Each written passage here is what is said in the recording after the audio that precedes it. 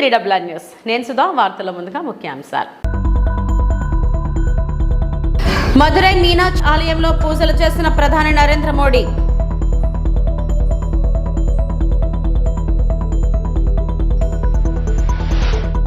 Parliament ఎన్నికలు దగ్గర పడుతుంటే కాంగ్రెస్ మళ్లీ కుట్ర రాజకీయాలు చేస్తుందన్న బీజేపీ జాతీయ ఉపాధ్యక్షురాలు డీకే అరుణ.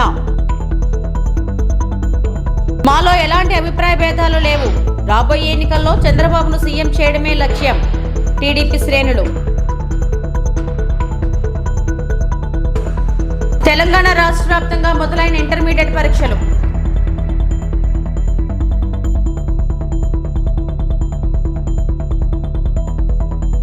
మదురై మీనాక్షి అమ్మన్ ఆలయంలో ప్రధాని నరేంద్ర మోడీ ప్రార్థనలు చేశారు. మదురై మీనాక్షి అమ్మన్ ఆలయంలో ప్రార్థనలు చేయడం ఆశీర్వాదంగా భావిస్తున్నానని ప్రధాని మోడీ పేర్కొన్నారు.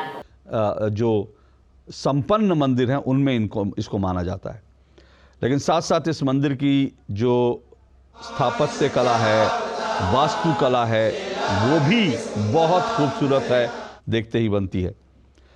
तमिल साहित्य में कई मंदिर हैं, कई कहानियां हैं जिसमें इस मंदिर का जिक्र है। मदुरै का मीनाक्षीपुरम मंदिर प्रधानमंत्री नरेंद्र मोदी पूजा अर्चना करते हुए तमिलनाडु के मदुरै में मीनाक्षीपुरम मंदिर 2 दिन का दौरा प्रधानमंत्री का दक्षिण भारत का, केरल और अब तमिलनाडु और कार्यक्रम आज के उनका जो अंतिम कार्यक्रम मदुरै में मीनाक्षीपुरम मंदिर में पूजा अर्चना। ये मीनाक्षीपुरम मंदिर का निर्माण 17वीं शताब्दी में हुआ था और मंदिर में 8 खंभों पर लक्ष्मी जी की मूर्तियां बनी हैं।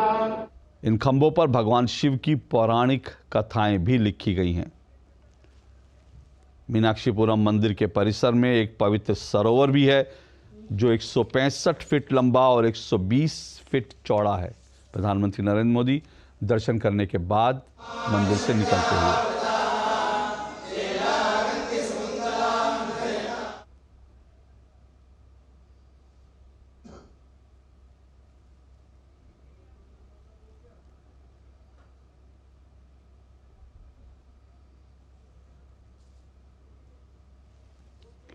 प्रधानमंत्री नरेंद्र मोदी ये दृश्य जो हैं मदुरै के हैं, मीनाक्षीपुरम मंदिर के हैं।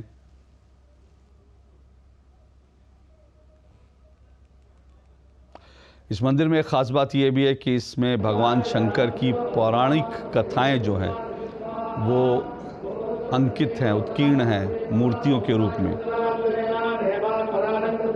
और मीनाक्षीपुरम मंदिर मीनाक्षी या मछली की आकार की आंख वाली देवी को समर्पित है और प्रधानमंत्री नरेंद्र मोदी आज इस मंदिर में पूजा अर्चना करते हुए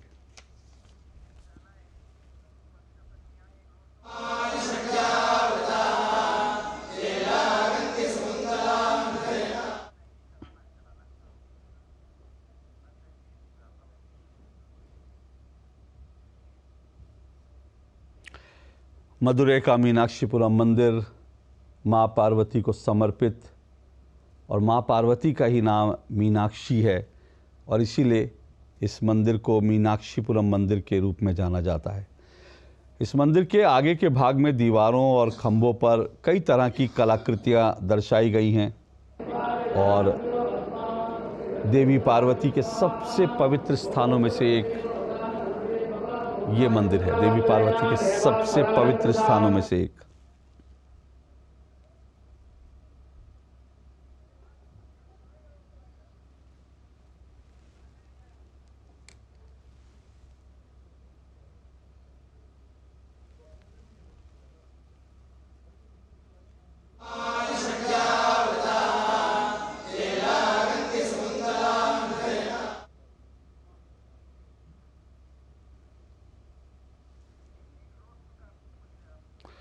और प्रधानमंत्री नरेंद्र मोदी जब वहाँ पहुँचे हैं, प्रधानमंत्री नरेंद्र मोदी का रोड शो भी हुआ। वहाँ पर जब प्रधानमंत्री नरेंद्र मोदी निकले हैं तो सड़कों के किनारे लोग खड़े होकर प्रधानमंत्री का अभिवादन कर रहे थे, अभिनंदन कर रहे थे और ये उस वक्त के दृश्य हैं।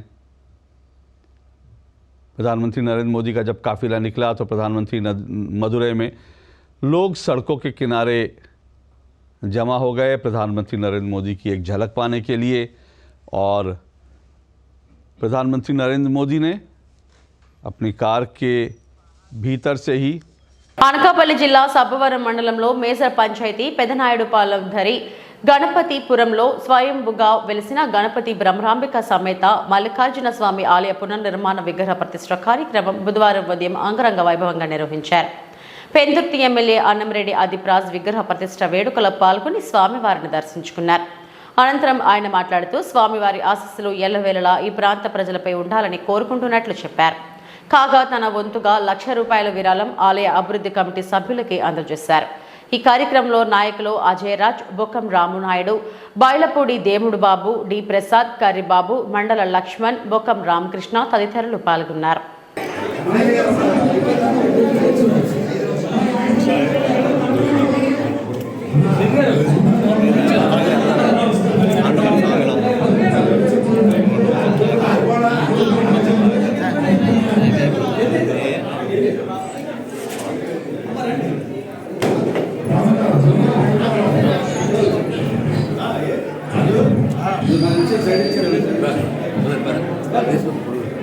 పార్లమెంట్ ఎన్నికలు దగ్గర పడుతుంటే కాంగ్రెస్ మళ్లీ కుట్ర రాజకీయాలు చేస్తుందన్నారు బీజేపీ జాతీయ ఉపాధ్యక్షురాలు డీకే అరుణ. బీజేపీ, బీఆర్ఎస్ ఒకటే అంటూ తప్పుడు ప్రచారంతో మళ్లీ గెలవాలని కాంగ్రెస్ చూస్తుందని మండిపడ్డారు. మళ్లీ మూడోసారి కూడా మోదీ ప్రధాని అవుతున్నాడని, దీన్ని ఆపే దమ్ము ఎవరికీ లేదని ధీమా వ్యక్తం చేశారు డీకే అరుణ. నిజామాబాద్ జిల్లా కమ్మర్పల్లి విజయ సంకల్ప యాత్ర రోడ్ షోలో డీకే అరుణ ప్రసంగించారు. రాహుల్ గాంధీ ప్రధాని అయ్యే అవకాశమే లేదని, ఇండియా కూటమి రాహుల్ గాంధీ ప్రధాని అంటే ఒప్పుకోవటం లేదన్నారు. తెలంగాణలో మహిళలు, రైతులు, యువత, పల్లెలు అభివృద్ధి చెందాలంటే మోదీయే మళ్లీ ప్రధాని కావాలన్నారు.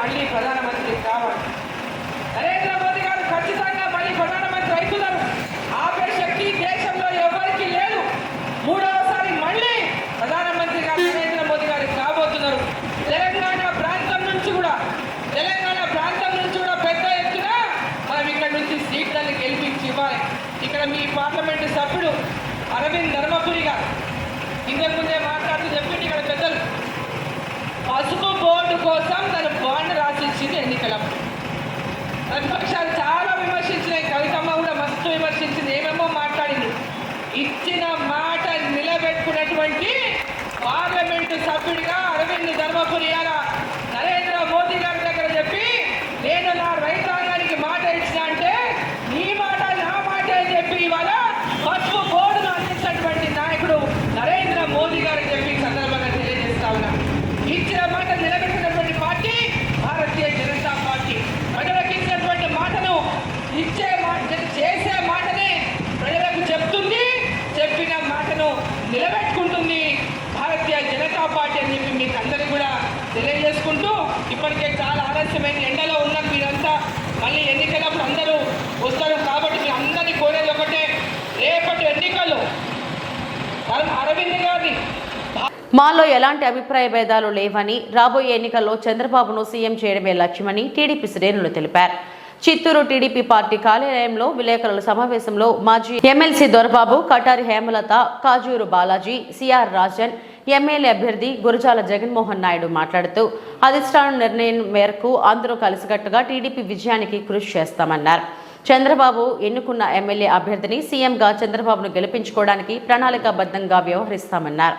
అందరూ కలిసికట్టుగా ఇంటింటి ప్రచార కార్యక్రమంలో కొనసాగుతామన్నారు.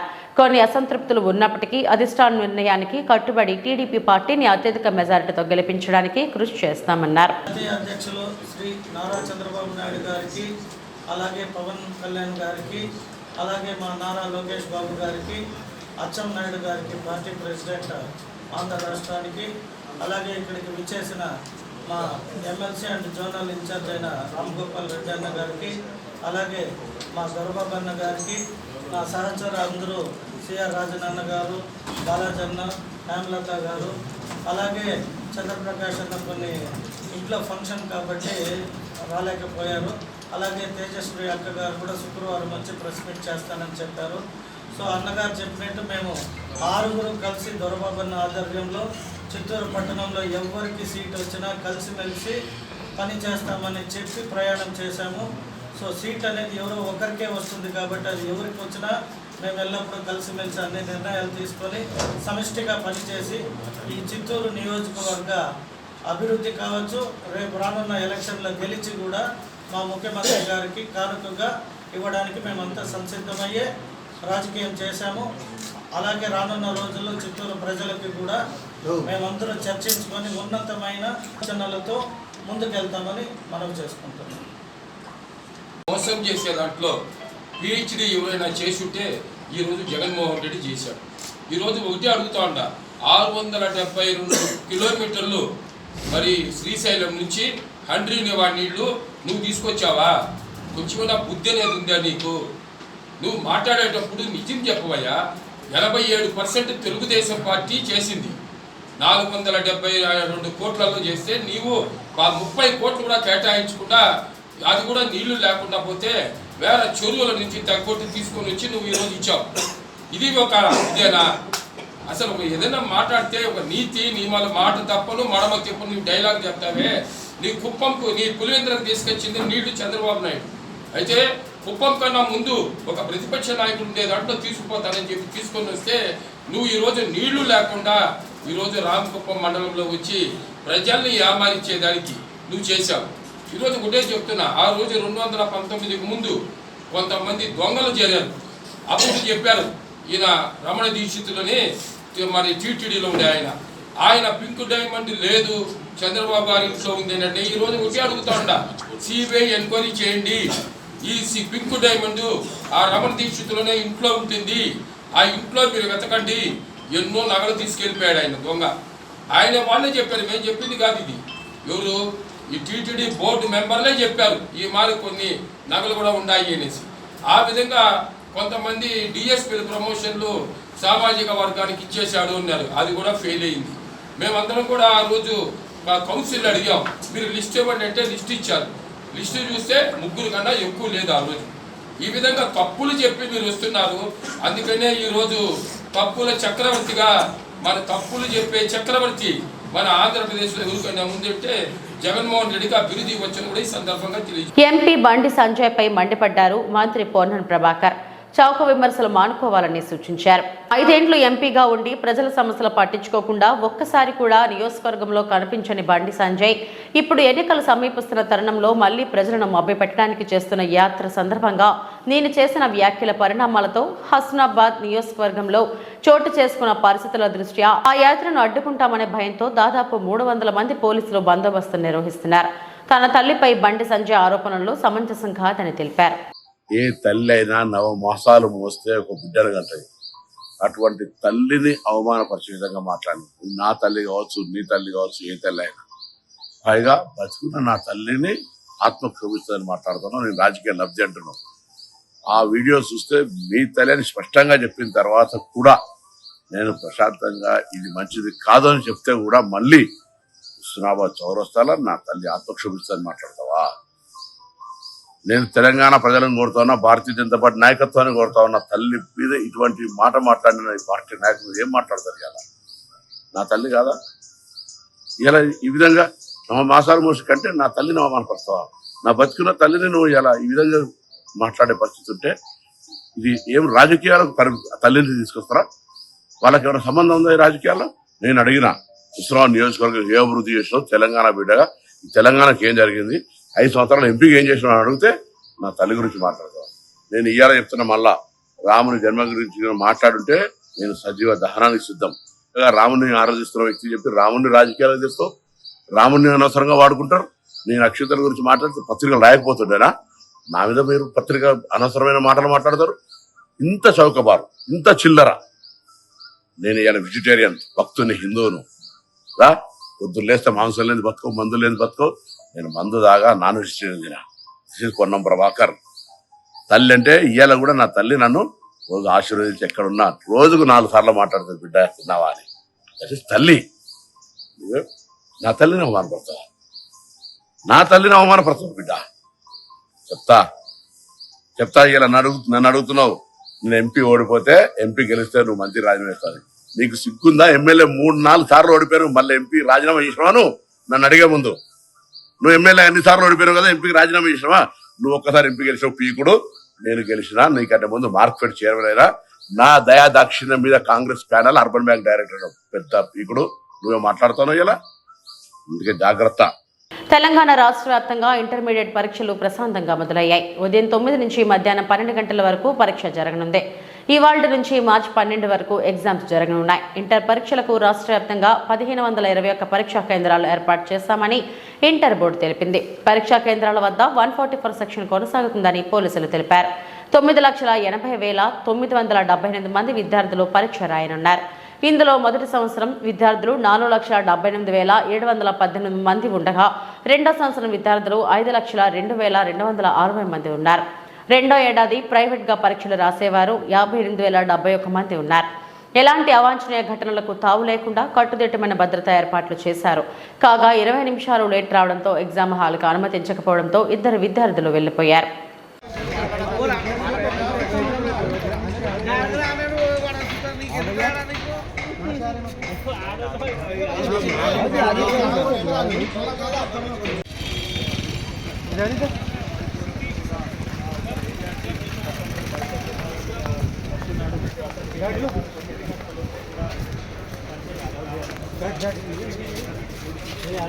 అలా జర పోనీ అన్న కష్టపడే పాపము.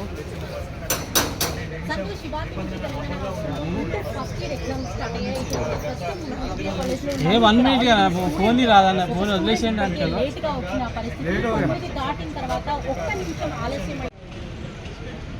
కాలేజ్ కాడికి రమ్మని.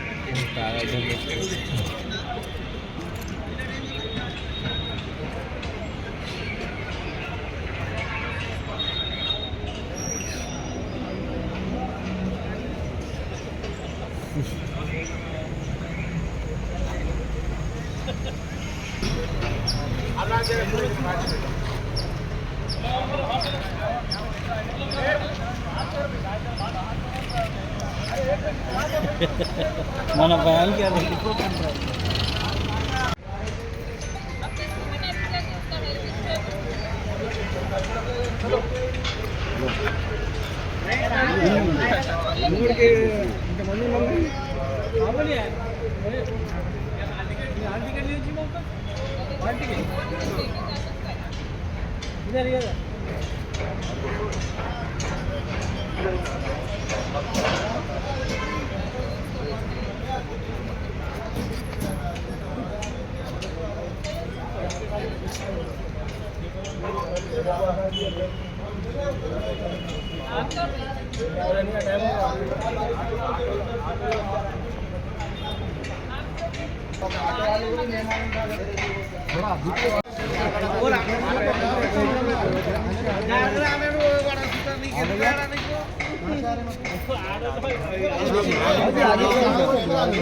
నెల్లూరు రూరల్ నియోజకవర్గంలో చరిత్ర చూడని విధంగా 2024 సార్వత్రిక ఎన్నికల్లో మెజారిటీ సాధిస్తానని రూరల్ ఎమ్మెల్యే కోటంరెడ్డి పేర్కొన్నారు. వైసీపీ సీనియర్ నేత కోడూరు కమలాకర్ రెడ్డి తెలుగుదేశం పార్టీలో చేరడానికి ఆహ్వానిస్తున్నామన్నారు ఎమ్మెల్యే కోటమిరెడ్డి శ్రీధర్ రెడ్డి. ఆయన మీడియాతో మాట్లాడుతూ నెల్లూరు రూరల్లో బలమైన నేతగా ఉన్న కమలాకర్ రెడ్డి తెలుగుదేశం పార్టీలో చేరడం ఆనందంగా ఉందన్నారు.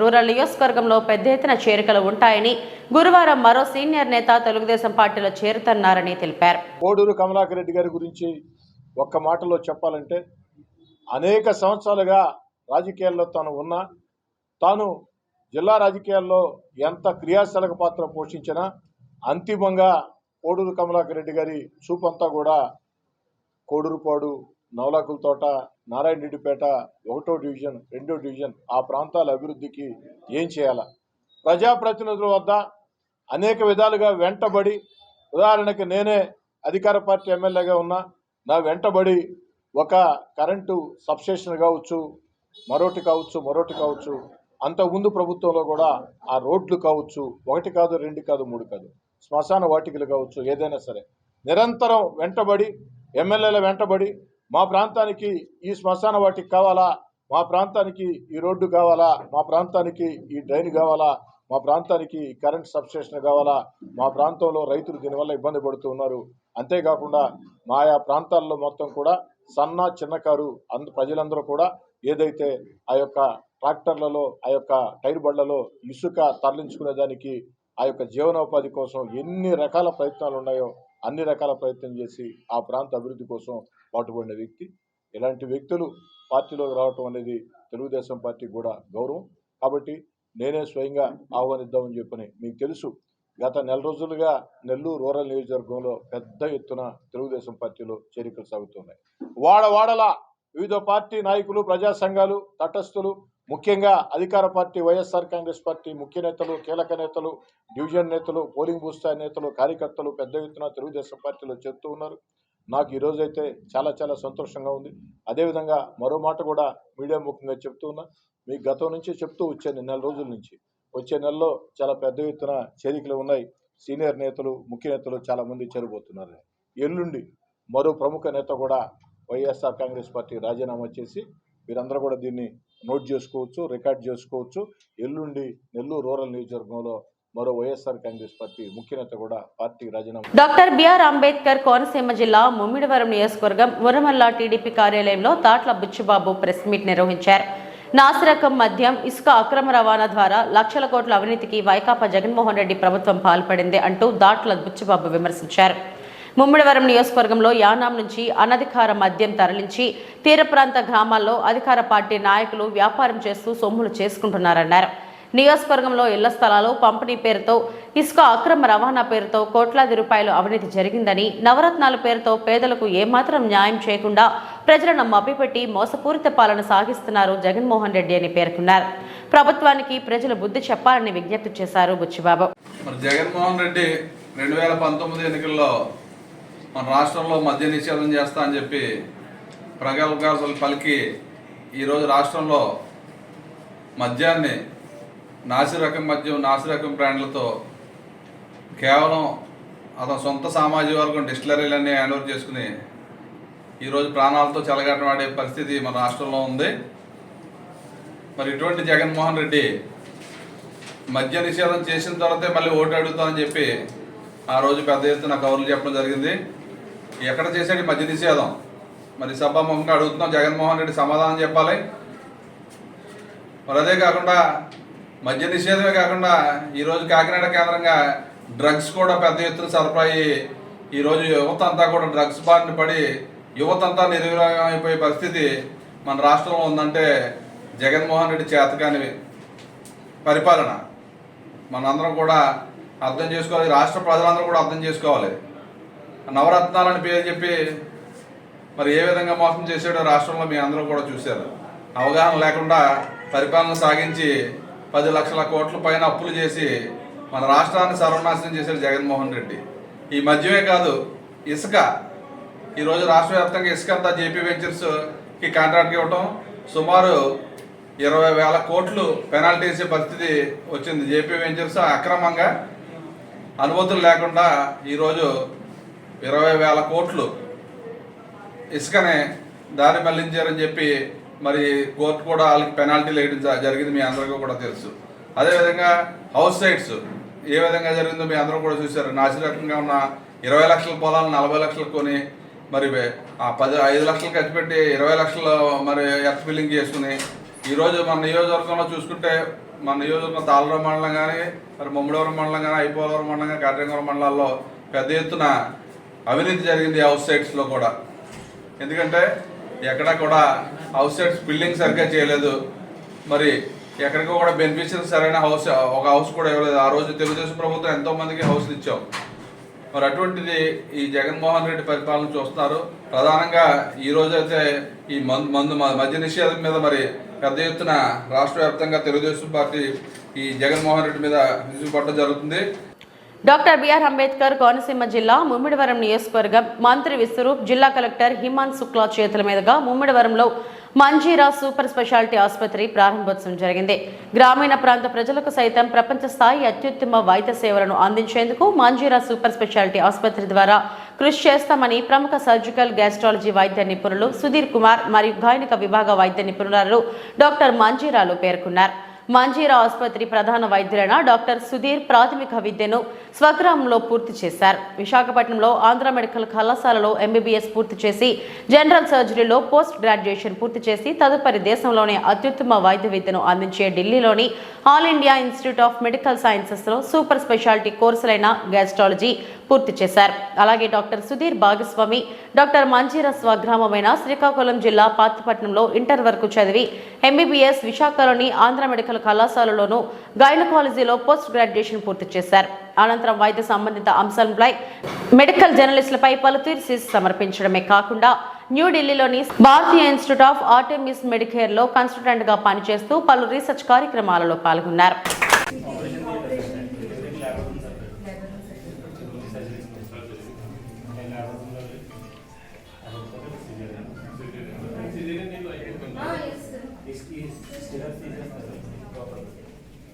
నార్మల్ డెలివరీ కూడా స్టిక్కర్స్ తో అయిపోతుంది.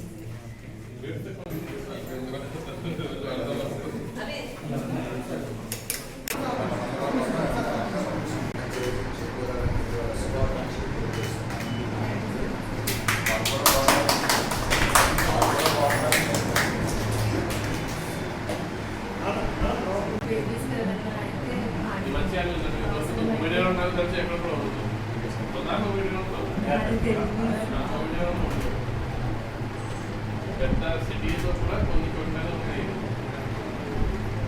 డెలివరీ అయిన తర్వాత కొంత చిన్న చిన్న ఇష్యూలు ఉంటాయి పిల్లలకి.